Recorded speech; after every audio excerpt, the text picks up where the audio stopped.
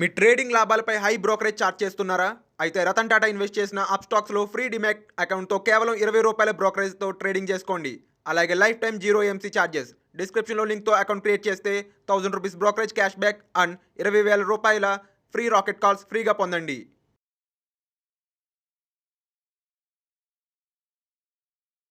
నమస్తే, నేను GVSatyanarayana. ఈరోజు మనము ఏవైతే కంపెనీలు అంటే first quarter results, last year first quarter, ఈ సంవత్సరం ఫస్ట్ క్వార్టర్ రిజల్ట్స్, అంటే ఈ సంవత్సరంలో ఏప్రిల్, మే, జూన్ అయిపోయినాక జూలై, ఆగస్టు ఇప్పుడు మనము ఏవైతే ఉన్నాయో ఫస్ట్ క్వార్టర్లో బాగా పర్ఫార్మెన్స్ చూసినాయి. అవి మనము మూడు స్క్రిప్టులు ఒక ఎపిసోడ్గా చేస్తున్నాం. ఇప్పుడు మీకు 3 కంపెనీలు మీకు ఎక్స్ప్లెయిన్ చేస్తున్నా. Arvind limited, Arvind group. ఈ అరవింద్ లిమిటెడ్ ఏదైతే ఉందో last year first quarter June 2021కి -8 కోట్లు లాస్ రావడం జరిగింది. ఇదే జూన్ 2022కి 98 కోట్లు ప్లస్లోకి రావడం జరిగింది ప్రాఫిట్. అందుకని యాన్యువల్ రిజల్ట్స్ వచ్చేటప్పటికి మనకి సుమారు 98 అంటే 100 అనుకోండి, 2 మైనస్ అంటే 392 కోట్లు ప్రాఫిట్ వచ్చే అవకాశాలు కనబడుతున్నాయి.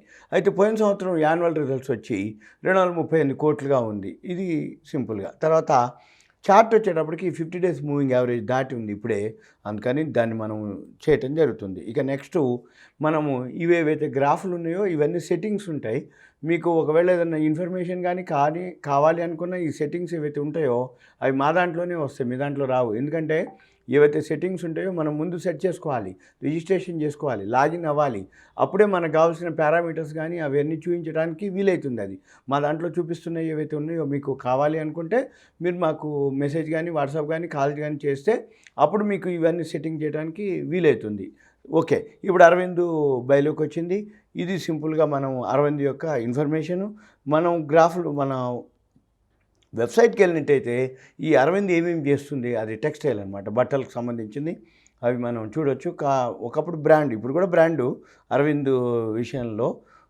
వాళ్ళు ఏమేమి ఉన్నాయంటే ఫ్యాబ్రిక్ అండ్ అపారెల్ ఉన్నాయి, బ్రాండ్స్ రిటైల్ ఉంది, రియల్ ఎస్టేట్ ఉంది, ఇంజనీరింగ్ ఉంది, ఇంటర్నెట్ అనమాట. ఇవి వాళ్ళ యొక్క ఫ్యాషనింగ్ బెటర్ టుమారో. ఇవి వాళ్ళు అరవింద్ యొక్క వాళ్ళకి అంటే వాటర్ రీసైకిల్డ్ ఉంది, కాటన్ ఉంది, ఎనర్జీ ఉంది. ఇవన్నీ కూడా వాళ్ళకి సంబంధించిన అరవింద్కి సంబంధించినటువంటి ఇన్ఫర్మేషన్.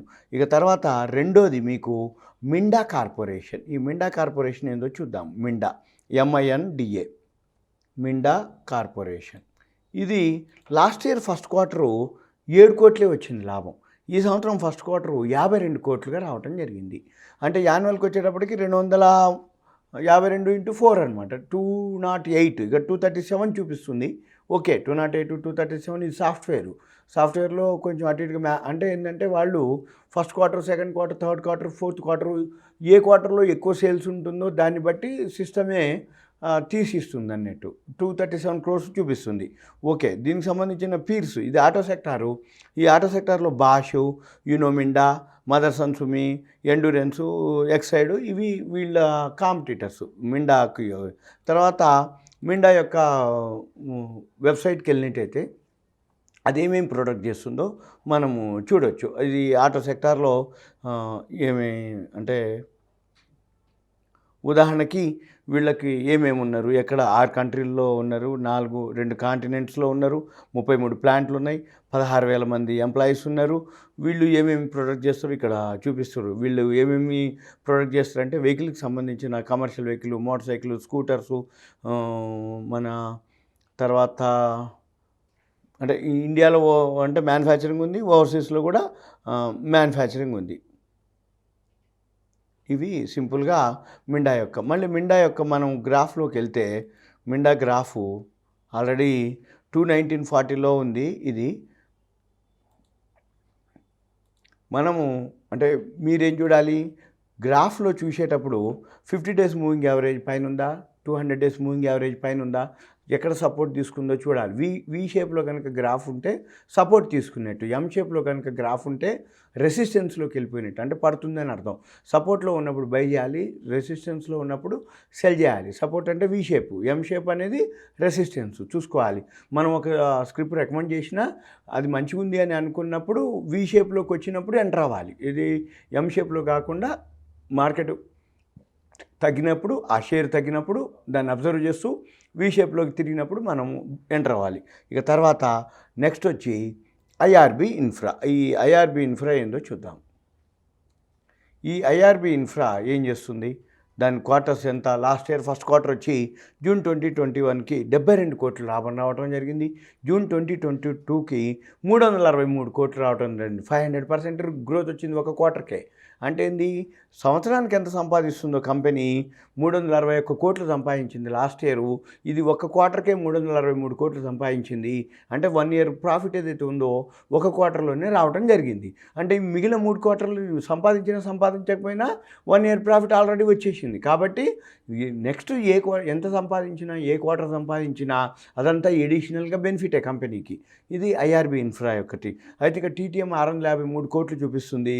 మనకి క్వార్టర్స్ ఏదైతే 363 కోట్లు ఉందో ఇక్కడ మనము అంటే ఆపరేటింగ్ ఇన్కమ్ ఒకటి కొంచెం ఎక్కువ రావడం జరిగింది. కాబట్టి మామూలుగా టీటీఎంలో 653 కోట్లు వచ్చింది. ఆ లెక్కను చూసినా కూడా మనకి యాన్యువల్ రిజల్ట్స్ ఏవైతే ఉన్నాయో డబుల్ ఉంటుంది అన్నట్టు నియర్లీ, అంటే లాస్ట్ ఇయర్ కంటే ఇప్పుడు. అందుకని ఐఆర్బి ఇన్ఫ్రా మనం ఎప్పుడైనా తగ్గినప్పుడు కొనుక్కోవచ్చు. దీనికి కాంపిటీటర్స్ ఎవరైతే ఉన్నారో రియల్ ఎస్టేట్ అనమాట. ఇది దిలీప్ బిల్డ్కాను, ఇర్కాన్ ఇంటర్నేషనల్, జే కుమార్ ఇన్ఫ్రా, లిఖిత ఇన్ఫ్రా, జేపీ ఇన్ఫ్రాటెక్, ఇవి వాళ్ళ కాంపిటీటర్స్. ఇక మనం చార్ట్లోకి వస్తే ఆల్రెడీ 50 డేస్ మూవింగ్ యావరేజ్ దాటిపోయింది, 200 డేస్ మూవింగ్ యావరేజ్ దాటిపోయింది, మళ్ళీ దిగి పైకి వెళ్ళటం జరుగుతుంది. మనం ఏం చేయాలి ఇప్పుడు, ఇక నెక్స్ట్ ఈ గ్రాఫ్ ఏదైతే ఉందో దీన్ని కనుక మనం అంటే ఫాలో అయినట్టయితే మీకు ఒక ఐడియా వస్తుంది.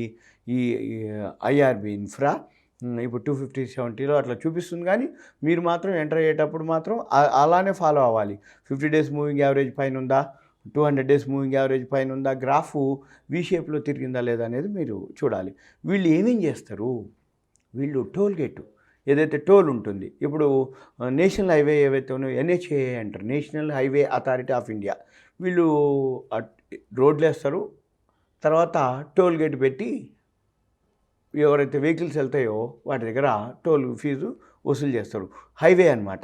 అంటే ఏంది, ఎప్పటికప్పుడు వెహికల్స్ బాగా అంటే కరోనా టైం తర్వాత వెహికల్స్ ఇప్పుడు రోడ్ల మీద బాగా తిరుగుతున్నప్పుడు టోలు దాటాల్సిందే, ప్రతిదీ ఎక్కడో ఒక దగ్గర. ఆ టోల్ దాటినప్పుడు ఆ ఫీజు దీనికి బాగా మామూలుగా రాదు, చాలా అనమాట. వీళ్ళకి ఎన్ని ఉన్నాయి ఏంటిదంటే, వీళ్ళు first multinational infrastructure player in highway segment కింద ఉన్నారు. వీళ్ళకి 10 స్టేట్లలో ఉంది పోర్ట్ఫోలియో ఉంది.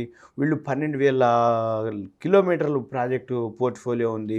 తర్వాత వీళ్ళు 23 ప్రాజెక్టులు, 17 BOT ప్రాజెక్ట్స్. ఇక ఇవన్నీ మీరు ఆ వెబ్సైట్కి వెళ్ళినట్టయితే మీకు ఆ ఇన్ఫర్మేషను నెంబర్ ఆఫ్ అంటే ఆ డేటా అంతా మనము అబ్జర్వ్ చేయొచ్చు. దీన్ని బట్టి మనము ఆ స్క్రిప్ట్ని ఫాలో అవ్వచ్చు. అయితే మనం ఎక్కువ శాతం ఎప్పుడు ఏం చూస్తామంటే quarterly results, annual results. Quarterly results బాగుండి యాన్యువల్కి ఇంకా వస్తుంది అని అనుకున్నవి రాబోయే రోజుల్లో మీకు మంచి రిటర్న్స్ వస్తాయి. ఇప్పుడు మనం ఆగస్టు అయిపోవచ్చును, సెప్టెంబరు ఒక నెల, అక్టోబర్లో మళ్ళీ సెకండ్ క్వార్టర్ రిజల్ట్స్ వస్తాయి. సెకండ్ క్వార్టర్ రిజల్ట్స్ అక్టోబర్లో ఎప్పుడైతే వస్తాయో మళ్ళీ ఇవే కంపెనీలు తగ్గినప్పుడు కొనుక్కుంటే సెకండ్ క్వార్టర్లో బాగా పెరుగుతాయి. ఎందుకు అంటే ఫస్ట్ క్వార్టర్లోనే మనకి యాన్యువల్ సంపాదన వచ్చినప్పుడు సెకండ్ క్వార్టర్లో ఎంత ఎడిషన్ వచ్చినా ఎక్స్ట్రా వచ్చినట్టే. కాబట్టి ఈ స్క్రిప్ట్స్ మీరు ఫాలో అవ్వచ్చు.